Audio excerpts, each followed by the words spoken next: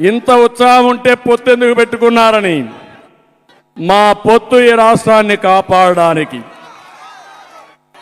ఇప్పుడు గాని కాపాడలేకపోతే జీవితంలో ఈ రాష్ట్రం మన చేతుల్లో ఉండదు. ఇప్పటికే 30 ఏళ్ళు ఎన్నికెళ్ళిపోయాం.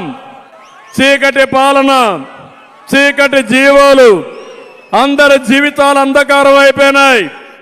మా 3 పార్టీలు ఒకరు ఎక్కువ ఒకరు తక్కువ కాదు. రాష్ట్రాన్ని కాపాడుకోవడానికి ముగ్గురం కలిసి నడుస్తున్నాం ఎన్నికల కోసం. కేంద్రంలో బీజేపీ ఉంది అధికారంలో, మళ్ళీ అధికారంలోకి వస్తుంది. పవన్ కళ్యాణ్ గారు మొదటి నుంచి చెప్తున్నారు, వైసీపీ విముక్త రాష్ట్రమే నా లక్ష్యం అని చెప్పిన వ్యక్తి పవన్ కళ్యాణ్ గారు.